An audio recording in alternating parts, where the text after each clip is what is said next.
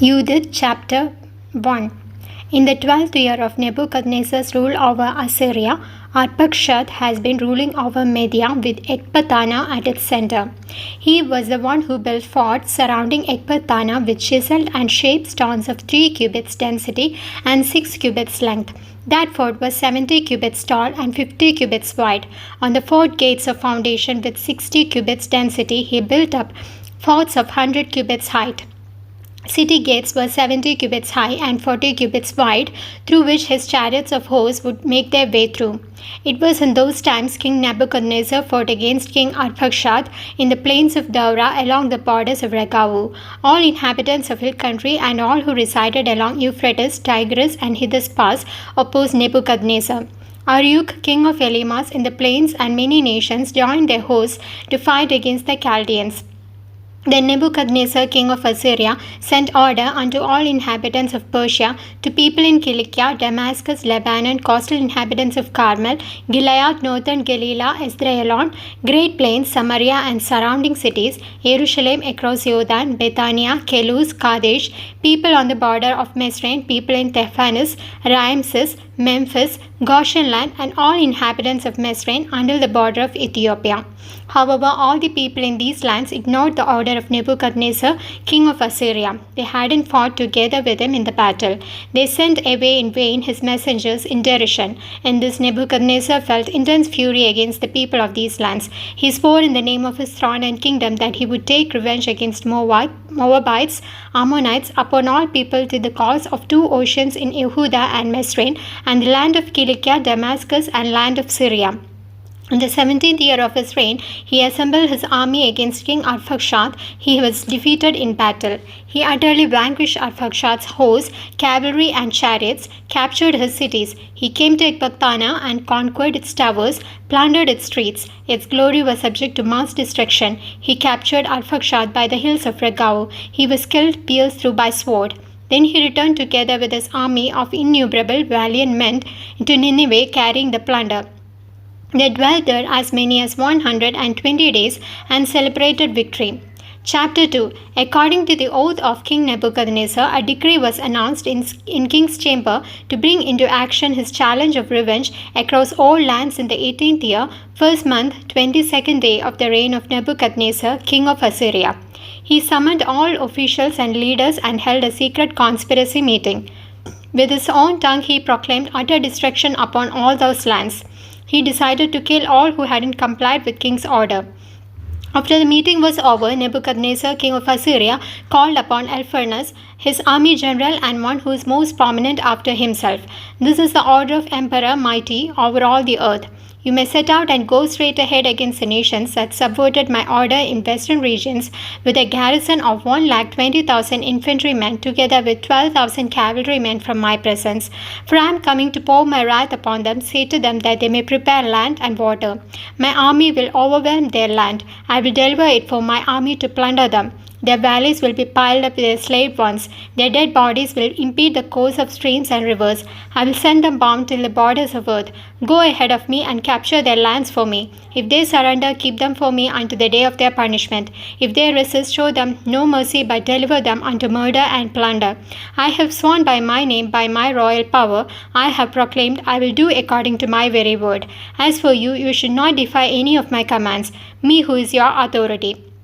Accomplish all that is required of you.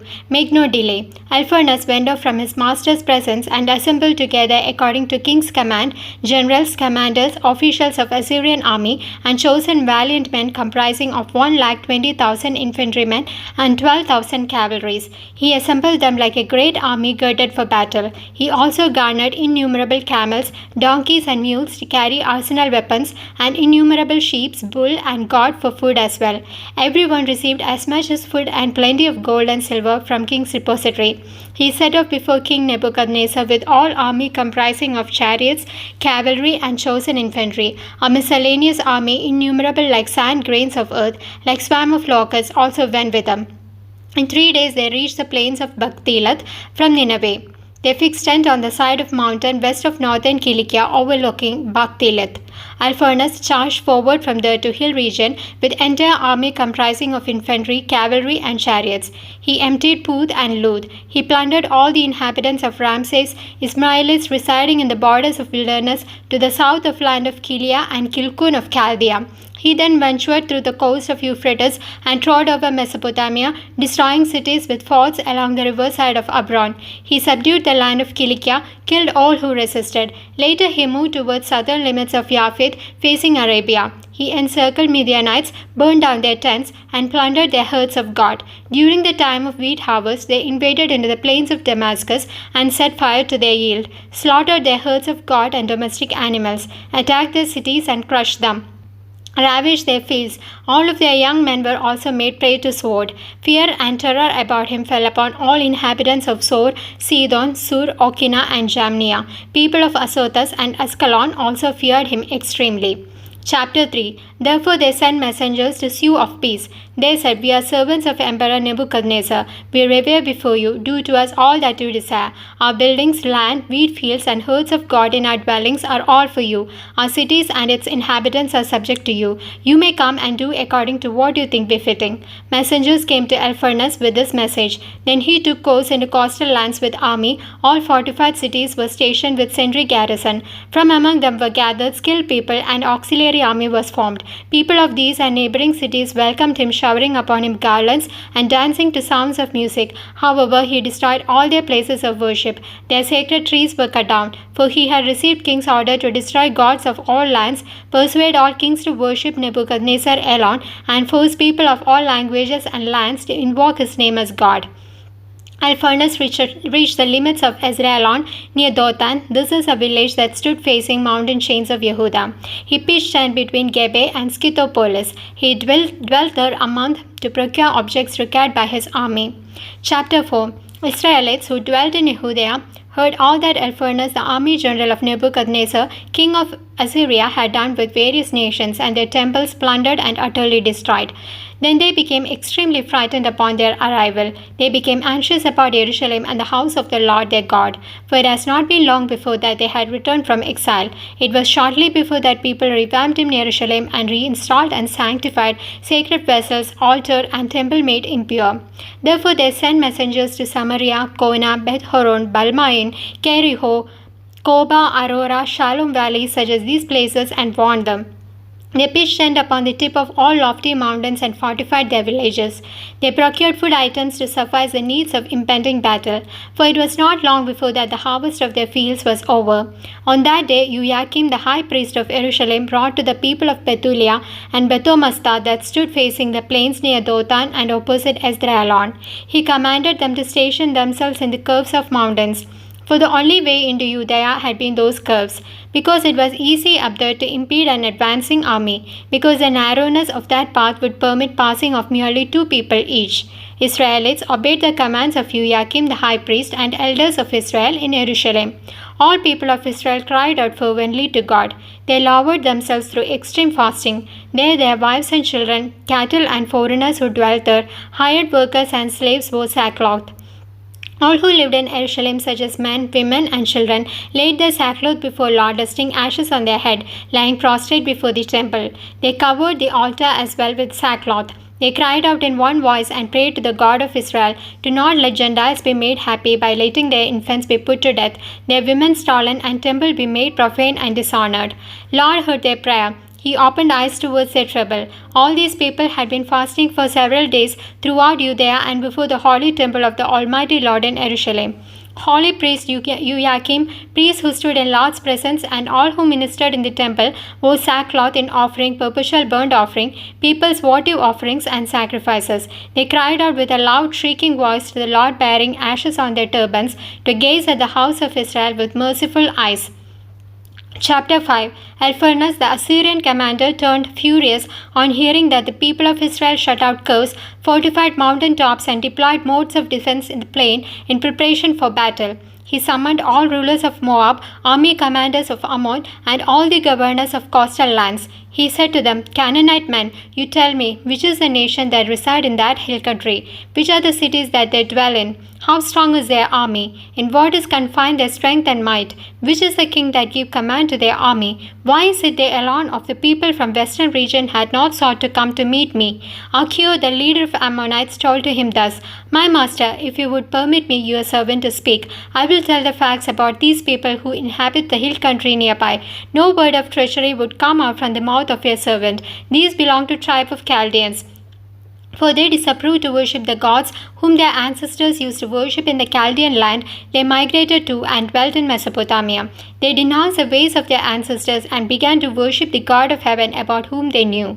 Chaldeans drove them out from the presence of their gods. Then they migrated to Mesopotamia, dwelt there for long days. Then their God said to them to go to Canaan land, leaving behind their old dwelling. They fixed their dwelling there.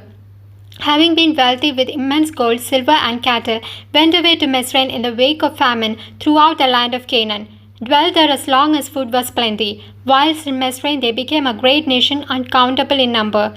King of Mizraim set himself against them. He exploited them. They were forced to do hard labor through brick-making. He lowered them to heinous slavery. They cried out to their God. He sent unceasing plague upon Mizraim. Therefore Mizraimites drove them out from before them.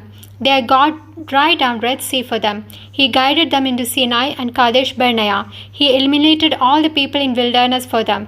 They settled their dwellings in the land of Amorites. They destroyed all the people of Heshbon with the strength of arm. They crossed Jordan and eliminated Canaanites, Perizzites, Jebusites, Shechemites, Girgashites, and conquered all the hill country. They lived their long days. As long as they refrained from committing sin against their God, they grew resplendent, because their God is one who detests evil. However, whilst they strayed away from the path God had determined for them, many were killed in various battles. Remaining were taken into a foreign land as captives. Enemies demolished and ravaged their God's temple and captured their cities. However, now they have returned to their God. They returned from the places where they were scattered and possessed Jerusalem, where their holy place is situated.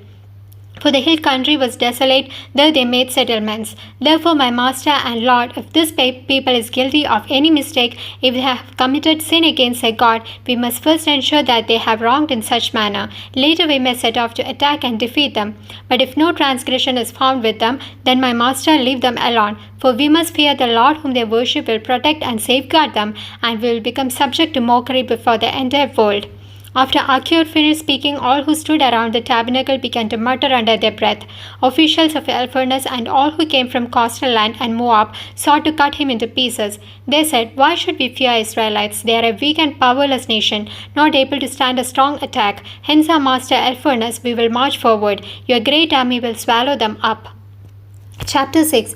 While the exclamations of those outside of the League of Council subsided, Elpharnas, the general of Assyrian army, greatly admonished Achior and all Ammonites before all foreign army that assembled there, and said, O Achior, who are you and your disparaged army, that you pretend like a prophet and dissuade us from waging war against the people of Israel? You claim that their God will protect them. Who is God but Nebuchadnezzar? He will make use of his army and wipe them out of earth's face.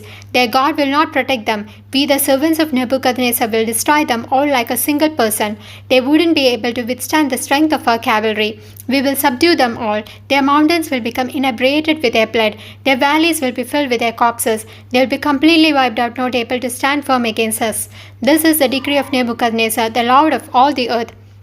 However, O Achior, hired soldier of Ammonites, words you spoke today is treason. Therefore, from today till the time I finish wreaking vengeance against the descendant of refugees from Mizraim, you will not see my face again. When I come back, soldiers among my garrison of bodyguards will pierce and tear away your belly and add you to the community of those whom they slew. My slaves will take you now to hill country and release you into one of the cities near the curves. You will not die until you partake in their plight. If you are so confident that they will not fall in our hands, there is no matter of you being diffident. I have proclaimed, none of my words will go in vain. Elpharnas ordered his slaves who stood in his tabernacle to catch hold of Achior to be taken to Bethulia and delivered unto Israelites. They seized him and took him out of the camp into the plains and from there to streams in the hill country at the bottom of Bethulia. City inhabitants who saw them took their weapons and climbed up upon the mountain outside the city. Catapult bearers kept shooting stones against them to prevent enemies from ascending into the mountain. However, they slipped away under the cover of the mountain, left Achior bound at the bottom of the mountain, and returned back to their master. When Israelites came down from the mountain, they met him. They untied him and took him to Bethulia. They brought him before the judges at that time, such as Uzziah son of Micah of the tribe of Shemon, Kabri son of Gethoniel, and Carmi son of Melchiel. They called in all the elders of the city. All young men and their women rushed out into the meeting of congregation. Achior was stood at the middle of all the people, and Uzziah asked him what had happened. He said in reply all things that occurred in Alphonsus' league of council, things he spoke before the leaders of Assyria, and things Alphonsus boasted about as to what is to be done with Israel. Then the people fell down prostrate and worshipping God cried out, saying, O Lord God of heaven, may you listen to their arrogance. May you show mercy upon the lowliness of your people. Be pleased with those who are your own. Then they consoled Achior and praised him wholeheartedly. Uzziah took him to his house from the meeting of congregation and laid out a feast for the elders. All that night they called out in supplication to the God of Israel for help. Chapter 7. Next day Alphonsus ordered all his army and all allies to advance towards Bethulia, leaving behind the camp and fight against Israelites, seizing the curves. On that day, in addition to the infantry that carry supplies, a garrison comprising of 170,000 infantrymen and 12,000 cavalry set out. They encamped near the valley beside the spring. The width of their camp extended till Balbaim in Dothan, and length extended from Bethulia till Kiamon that lie overlooking Esdraelon. On seeing the enormity of their number, Israelites became extremely frightened and said to each other, These men will ravage this entire region and render it naked. Neither lofty mountains or hills are able to withstand their weight. Eventually each one took their weapons, lighted lamp in the tower, and stood watch the entire night. On the second day, Alphonsus escorted all of his cavalry into Bethulia and examined the paths leading to their cities. He visited springs and took hold of it. He stationed small army divisions there and returned back to his army. Then all the rulers of Edomites, all leaders of Moabites, and commanders from the coastal land approached him and said, O Lord, listen to our word in order to save your army from defeat. These Israelites have put their trust not in their weapons, but upon the height of the mountains in which they dwell, for it is not easy to reach the top of their mountains. Therefore, O Lord, avoid a straight battle with them. If you do so, you will not lose a single person. While staying in your quarters, station your army in their very camps. Yet we, your servants, take hold of the stream at the bottom of the mountain, for it is from there all the people of Bethulia obtain water. When they start dying of with thirst, they will leave the city. We and our people will climb up near the nearby mountains and encamp there. Not letting anyone outside, we will stand in guard. They, their wives and children will die of hunger. Even before sword reaches there, their corpses will lie scattered in the streets of their dwelling place. For they had rebelled against you, not receiving you with peace. You will be able to wreak vengeance against them terribly in this manner. This scheme was pleasing to Alphonsus and all his officials. He gave order to do as they have told. Moabites advanced forward with 5,000 Assyrians, and camping in the valley they took hold of the springs of Israelites and blocked their water. Then Edomites and Amorites climbed up and camped in the hill countries overlooking Dothan, and sent many of their people to Akraba near Mokmos stream beside Kusi. Rest of the portion of Assyrian army encamped in the plain. All the land came to be filled with them. Their tents and articles were tremendous, for they were a great number. Israelites cried out to the Lord their God, for all the enemies had surrounded them and had no way of escape. Their courage depleted. Assyrian army comprising of infantry, cavalry, and chariots had surrounded them for 34 days. All water in the springs of the inhabitants of Bethulia had run out. One God. Hail Mary, full of grace, the Lord is with thee. Blessed art thou amongst women, and blessed is the fruit of thy womb, Jesus. Holy Mary, Mother of God, pray for us sinners, now and at the hour of our death. Amen.